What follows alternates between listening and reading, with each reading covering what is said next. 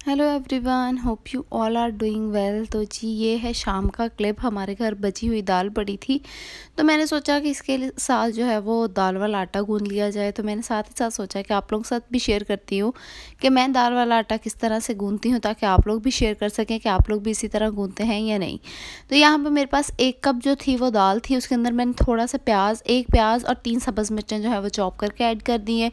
1 चम्मच भर के साबुत जीरा ऐड किया है और 1 चम्मच ही मैंने ऐड किया है साबुत धनिया ज़ीरे से जो टेस्ट आता है ना, वो पिसे हुए से नहीं आता। इसलिए जब भी कोई ऐसी रोटियां वगैरह के लिए आटा गूंदना होता है ना, तो मैं हमेशा साबुत धनिया ज़ीरा ही ऐड करती हूँ। उसके बाद जी यहाँ पे जितनी हमारी दाल थी ना, उतना ही मैंने ले लिया है आटा, क्योंकि इसी से टेस्ट आता है। अगर आपका आटा ज़्यादा हो जाए ना, तो फिर आपका दाल वाली रोटी का टेस्ट नहीं आता।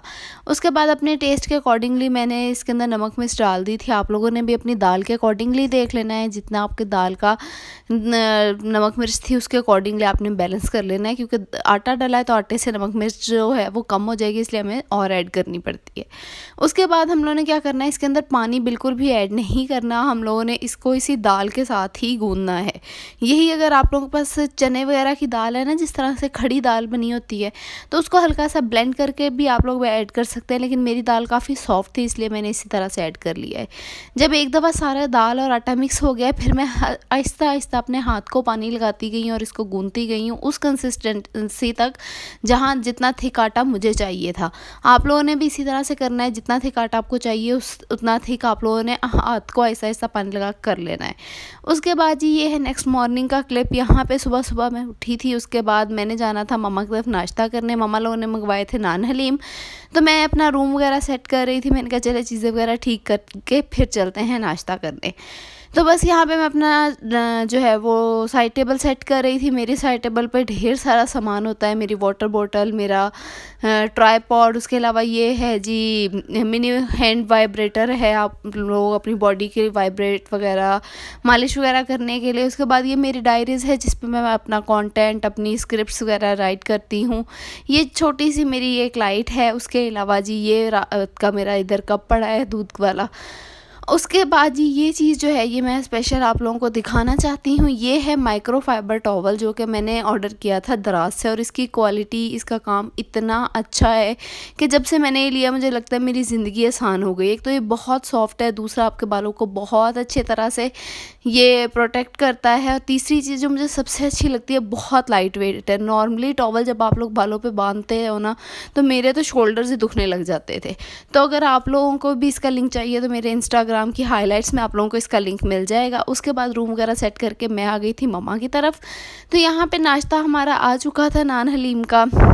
तो मेरी सिस्टर जो है वो चाय बना रही थी, तो मैंने सोचा कि फटाफट से मैं जो है ये नान हलीम वगैरह निकाल लेती हूँ, ताकि गर्मा गर्म नाश्ता सबको सर्व किया जाए।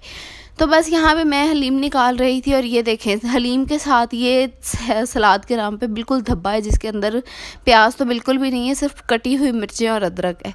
तो बस जी यहाँ पे नाश्ता वगैरह मैंने निकाल लिया था, फिर नाश्ता वगैरह किया है। उसके बाद जी आज था अब्बू का 20वें का ख़त्म, तो बस उसके लिए यहाँ पे मैं कुरान पाक पढ़ रही थी। हम सब ने मिल के जो है वो काफ़ी सारी चीज़ें उनके लिए इकट्ठी कर ली थी। तो हम लोग हर ख़त्म से पहले पहले ना कुछ चीज़ें इकट्ठी कर लेते हैं, वो पढ़ा मैंने। उसके बाद जी हमें किसी ने कहा था कि 41 दिन तक ना आप लोगों ने 41 दफ़ा रोज़ाना जो है वो सूरत मुल्क पढ़ के बख्शने से बड़ा सवाब मिलता है, मरने वाले की रूह को भी सुकून मिलता है। तो बस वो पढ़ी है।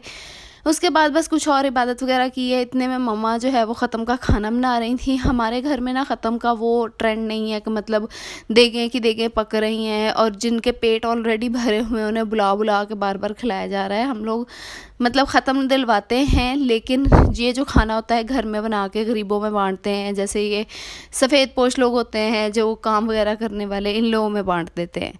उसके अलावा मौलवी साहब को बुला के ख़त्म पढ़ा देते हैं, उनको खाना दे देते हैं। तो इस तरह से, और जितनी हो सकती है इबादत करते हैं, क्योंकि जो इस दुनिया से चले जाते हैं ना, उन्हें इन खानों चीज़ों से, पैसों से ज़्यादा ना इबादत की ज़रूरत होती है, तो उस पर ज़्यादा फोकस करते हैं। उसके बाद जी ये मेरे फादर इन लॉ की फ़ाइल्स वगैरह थी, क्योंकि उनका भी चेकअप हुआ था आज। तो बस ये उनकी फ़ाइल्स वगैरह जो है वो सेट की हैं, सेट करके रख दी हैं, ताकि नेक्स्ट टाइम जब भी ज़रूरत पड़े तो इजी हो निकालना। उसके बाद बस मैंने मगरिब की नमाज़ पढ़ी है। मगरिब की नमाज़ पढ़ के तो बस कुछ जो है वो चीज़ें वगैरह पढ़ के अब्बू को बख्शी हैं, जो कि मेरी रूटीन है कि मैं हर नमाज के बाद लाजमी बख्शती हूँ।